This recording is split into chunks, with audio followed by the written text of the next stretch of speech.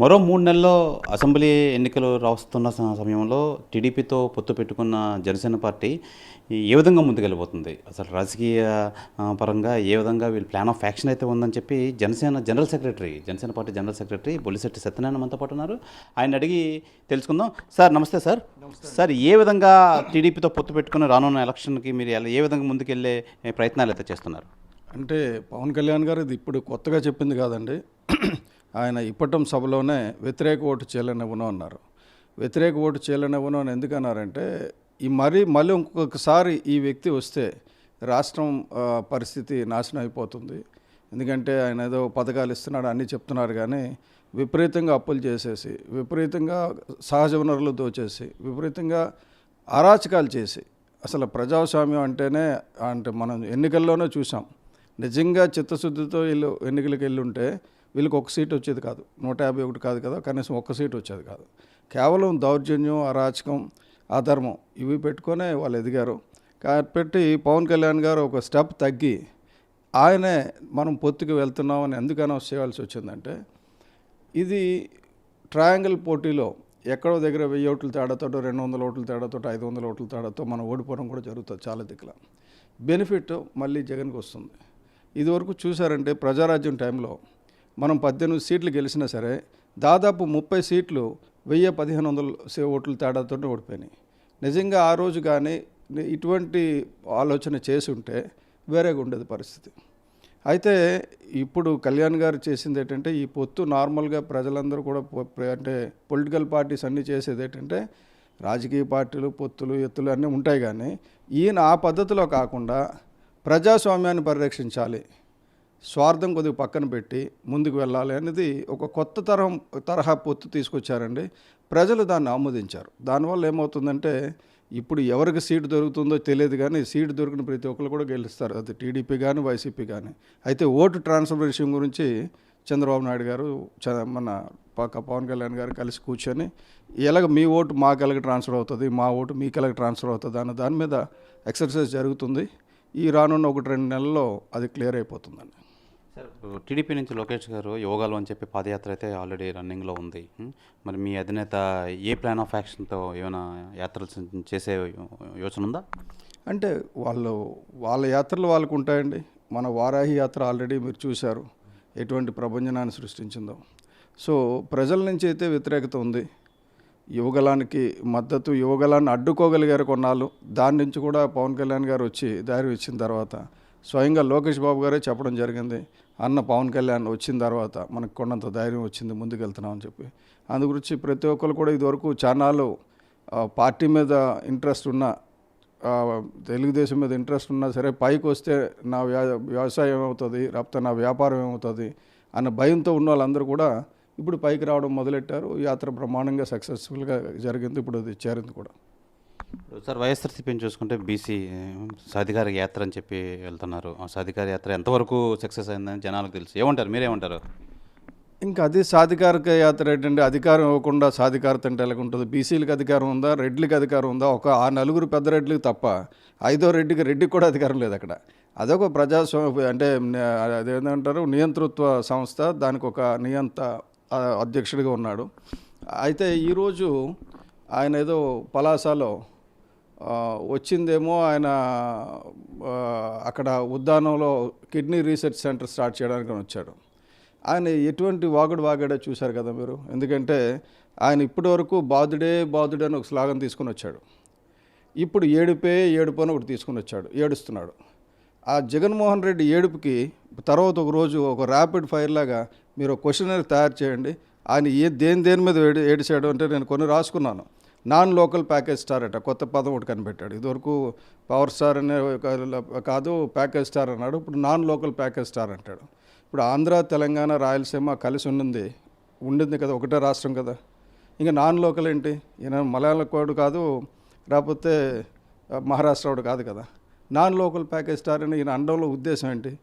అలా ప్రాంతాల వరకు విడగొట్టేటట్టయితే ఈయన రాయలసీమోడు కదా, ఈయనకి ఎక్కడేం పని? నేను రాయలసీమ వస్తే, నేను వాళ్ళ కడపకు వస్తే రానిస్తాడా? నేను ఎందుకు ఇక్కడ రానివ్వాలి? ఇవన్నీ వస్తాయి, ఎందుకంటే అది ఆయన గొయ్య అని తవ్వుకుంటున్నాడు. అలాగే ఇంకొకటి ఏదో చెప్పారండి, మ్యారేజ్ స్టార్ అట. రే బాబు, మ్యారేజ్ విషయంలో వేరే వాళ్ళు జోక్యం చేసుకోకూడదు మొగుడు పిల్లల విషయంలో అని చెప్పేసి కోర్టులు చెప్తుంటే అది చెప్తున్నాడంటే, ఒక ముఖ్యమంత్రి స్థాయిలో ఉండే చెప్తున్నాడంటే ఆయనకి ఎంత భయం పట్టుకుందో చూడండి. అదే బర్రె లెక్క కంటే తక్కువ వచ్చినాయి అని ఇంకొక మాట చెప్పాడు. బర్రె లెక్క కంటే 2014లో మీ బాబు దగ్గర సంపాదించిన బోల్డ్ అంత డబ్బు నీ దగ్గర ఉండింది కదా, అంత డబ్బు వెదజల్లినా కూడా నీకు 1000 ఓట్లు కూడా రాలేదే. చాలా దగ్గర దాదాపు 40-50 స్థానాల్లో నీకు 1000 ఓట్లు కూడా రాలేదే. మీ నాన్న అక్కడ పాలించాడు, నువ్వు పాలించావు, బ్రహ్మాండంగా ఉన్నారు 2014లో. ఎందుకు రాలేదు 1000 ఓట్లు కూడా? ఎందుకు రాలేదు నీకు? బరి లెక్క కంటే 3వ వంతు కూడా రాలేదు కదా. నువ్వు మాట్లాడేది ఏంటి? గెలుపోవటముల గురించి మాట్లాడితే ధైర్యంగా మాట్లాడాలి, అంతేగాని బరి లెక్క గురించి మాట్లాడి నువ్వేం బరి లెక్క ఏమైనా సాయం చేస్తున్నావా? కాబట్టి అది కాకుండా ఇలాంటి మాటలు, ఎందుకంటే ఇలాగ మాట్లాడితే నేను చాలా తీయాల్సి వస్తుంది. వీళ్ళ నాన్న పరిస్థితి ఏంటి, ఈయన తాత పరిస్థితి ఏంటి, ఈయన ముత్తాత పరిస్థితి ఏంటి, అవన్నీ కూడా వస్తాయి పైకి. ఎందుకంటే ఎంత తక్కువ మాట్లాడితే అంత మంచిది. ఉద్దానం కిడ్నీ సెంటర్ స్టార్ట్ చేయడానికి ఇన్నాళ్ళు ఎందుకు పట్టింది నీకు? కోవిడ్ వస్తే 20 రోజుల్లో 20 అంతస్తులు భవనాలు కట్టేశారు చైనాలో. మనకు అంత టెక్నాలజీ ఉన్నప్పుడు అది నిజంగా ఉద్దానం కిడ్నీ బాధితుల గురించి నువ్వు రీసెర్చ్ సెంటర్ పెట్టాలంటే ఇన్నాళ్ళు ఎందుకు పట్టింది నీకు? దాని మీద నువ్వు ఎందుకు ఫోకస్ చేయలేకపోయావు? సో అది లేదు. ఎందుకంటే ఇప్పుడు స్టార్ట్ చేసి దాని గురించి మాట్లాడకుండా ఎలాంటికి కిడ్నీ సమస్యల మీద ఏం చేసాం ఇప్పటివరకు, ఏం చేయబోతున్నాం అది మాట్లాడడం మానేసి పవన్ కళ్యాణ్ ఎంత భయం లేకపోతే అంటే నిద్రలో కూడా పవన్ కళ్యాణ్ తలంచుకుంటున్నాడంటే ఈయనకి పోయే కాలం వచ్చింది. ఆయనే చెప్పాడు ఇంకెంత 3 నెలలు ఉంది అని అన్నాడు. సో 3 నెలల్లో పోతున్నాడు, ఆయనకి తెలుస్తుంది అది. ఇప్పుడు అబద్ధాలు చెప్తారు, జాగ్రత్తగా ఉండండి అని చెప్తున్నాడు. అబద్ధాలు ఎవరు చెప్తారండి? అబద్ధాలు చెప్పింది మీరే కదా. నీ బిడ్డ అని చెప్పి ఏదో పక్కలో వేసుకుంటా ఇదంతా మాకు నిద్ర అంతా పాడు చేశాడు అన్నట్టు, పక్క అంతా పాడు చేశాడు అన్నట్టు. నీ బిడ్డ అంటే నిజంగా నా బిడ్డ అనుకుంటే లిక్కర్ ఏమో క్యాష్లో అమ్మారు, ఆ డబ్బు అంతా దాచుకుంటున్నారు. ప్రతి ఊరు నుంచి ఇసుక అక్రమంగా తవ్వేస్తున్నారు. ప్రతి ఊర్లో మైనింగ్ చేయడం వల్ల, అక్రమ మైనింగ్ చేయడం వల్ల ఆ నీరంతా కాలుష్యం అయిపోవడం వల్ల ప్రతి ఊర్లో జబ్బులు వస్తున్నాయి. నువ్వు ఒంగోలులో కిడ్నీ సమస్య ఉంది, ఇవాళ కళ్యాణ్ గారు మాట్లాడారు. ఒంగోలులో కిడ్నీ సమస్య నువ్వేం చేసావు ఇప్పటివరకు? అసలు కిడ్నీ సమస్య అంటేనే మొట్టమొదటి వెలుగులో తీసుకొచ్చింది పవన్ కళ్యాణ్ గారు. దాని గురించి మీరంతా మాట్లాడుతున్నారు. క్యాన్సర్ గడ్డలు 3 నెలల లోపల అన్నీ పంపించేస్తాను, అన్నింటినీ పైకి తీసేస్తాం, మొత్తం అన్ని గడ్డల్ని ఊడితీసి అవతలు పారేస్తూ ఉన్నారు. మీ ఊర్లో మొబ్బిచింతపల్లి, కన్నంపల్లి, భూమయ్యరాజు గారి పల్లి, కే కొట్టాల, అక్కడ గడ్డలతో బాధపడుతున్నారు. వాళ్ళకి మంచినీళ్ళు ఇచ్చి మాట్లాడు. నీకు 40 సంవత్సరాల జీవితాన్ని ఇచ్చిన మీ పులివెందుల కాన్స్టిట్యున్సీలో మంచినీళ్ళు లేవు, దాని గురించి మాట్లాడు నువ్వు. అక్కడ పెట్టుకుందాం డిబేట్. ఎవడైనా సరే, మీ సజ్జల రామకృష్ణారెడ్డి వస్తాడో ఇంకెవరిని పంపిస్తారో పంపించండి, ఓపెన్గా ఒక లైవ్ డిబేట్ పెట్టుకుందాం. ఏ సబ్జెక్ట్ మీదైనా, ఏ సబ్జెక్టులోనైనా మీరు కరెక్ట్గా చేశారని చెప్పండి, మేము రాజకీయాల నుంచి శాశ్వతంగా తప్పుకుంటాం. ఒక్క సబ్జెక్ట్ మీరు కరెక్ట్గా లేదు. దౌర్జన్యం చేసి అక్రమాలు చేసి ఎదిగిన మీకంత ఉంటే నిజాయితీగా ఉన్నాళ్ళు మాకంత ఉండాలి. ఓడిపోయినా గెలిచినా మా ధైర్యం మా దమ్ము మాకు ఉంటుంది, మీకు అది ఉండదు కదా. మీరు జైలే చెప్పుకోడు, మళ్ళీ 16 నెలలు చెప్పుకొడుతున్నారు. త్వరలో చెప్పుకోడు తినడానికి రెడీగా ఉండండి జగన్మోహన్ రెడ్డి గారు. మీకు ప్రజలు ప్రభుత్వం రెండు కూడా చెప్పుకోడు తినిపిస్తాయని చెప్పి మీకు ఆర్టీవీ ద్వారా తెలియజేసుకుంటున్నాను. Thank you sir. ఇప్పుడు ప్రధానంగా వైఎస్ఆర్సీపీ నాయకులు కానీ మంత్రులు కానీ ఎక్కడైనా తెలంగాణ ఎలక్షన్తో పోలుస్తున్నారు. 8 చోట్ల పోటీ చేసిన జనసేన 7 చోట్ల డిపాజిట్లు కూడా గల్లంతైంది. వాళ్ళటోళ్ళు ఏపీలో ఎలా పోటీ చేస్తారని చెప్పి పదే విమర్శిస్తున్నారు. ఆ విమర్శలకు మీరు ఎలాంటి సమాధానం చెప్తారు? విమర్శించడం ఎందుకంటే వాళ్ళు సంతోషించాలి కదా. డిపాజిట్లు పోయి వెళ్తే వాళ్ళకేం పని, వదిలేయాలి కదా. కానీ అది కాదే. అక్కడ ఎందుకు వదలలేదంటే జనసేన పార్టీ అక్కడ తెలంగాణలో లేదు, ఒక పార్టీ ఆఫీసు లేదు, వ్యవస్థ నిర్మాణం లేదు, ఎక్కడ ఉద్యమాలు మేము చేయలేదు, ఏమి చేయలేదు. ఎన్నికల ముందు 2 వారాల ముందు పెట్టి ఇలా పోటీ చేస్తున్నాం అన్నప్పుడు చాలా అక్కడేమంటే మాకు ఎలాగొస్తుందంటే క్రెడిబిలిటీ బ్రింగ్స్ ద వైబిలిటీ అంటారు. అక్కడ బీజేపీ గెలుస్తుందంటే జనసేన కూడా కొన్ని స్థానాలు గెలిచేది. అయితే ప్రభుత్వ వ్యతిరేక ఓటు అక్కడ కవితను అరెస్ట్ చేయలేదు కాబట్టి, లేకపోతే బండి సంజయ్ని మార్చారని ఇలా రకరకాలుగా పెట్టి అటు బీజేపీకి అది దెబ్బపడింది, మాకు దెబ్బపడింది, అంతే తప్ప అది ప్రామాణికం కాదండి. ఎందుకంటే తెలంగాణలో జనసేన లేనే లేదు, తెలంగాణలో జనసేన లేదు. ఇక్కడ ఇప్పుడు అలాగ అనుకునే ఊరుకోమనండి, వాళ్ళని చూపిద్దాం, దానికే ఉంది. ఇప్పుడు వస్తుంది కదా, వచ్చి తినబోయి రుచి ఎందుకు ఇప్పుడు? ఎందుకంటే అక్కడ 8 చోట్ల ఓడిపోయారు, 7 చోట్ల డిపాజిట్లు రాలేదు, ఇవన్నీ కాదండి. అక్కడ అసలు కంటెస్ట్ చేయడమే లాస్ట్ మినిట్లో కంటెస్ట్ చేశారు. అక్కడ లాస్ట్ మినిట్లో there is no linkage between RSS and BJP and RSS and Janasena. అవి చేయలేదు. మా వ్యవస్థలో లోపాలు జరిగినాయి, మేము we know that what has happened. అన్నిటికంటే ఇంపార్టెంట్ ఏంటంటే అక్కడ ఆర్ఎస్ఎస్ వాళ్ళకి కూడా కోపం వచ్చింది.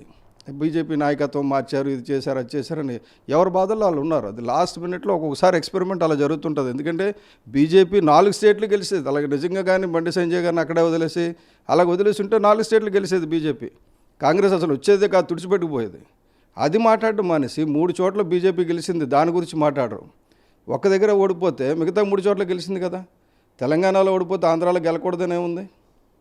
సో కాబట్టి జగన్మోహన్ రెడ్డి గారికి టైం దగ్గర అయిందండి, 3 నెలలు. అందుగురించేనే అసలు నిజంగా ఆయనకి భయం లేకపోతే జనసేన పార్టీ అని ఒకటి ఉంది కానీ పవన్ కళ్యాణ్ గారి గురించి కానీ ఎందుకు మాట్లాడతారండి? ఆయన నోరిప్పితే అసలు కళ్ళు తెరిస్తే పవన్ కళ్యాణ్ కనబడుతున్నాడు ఆయనకి.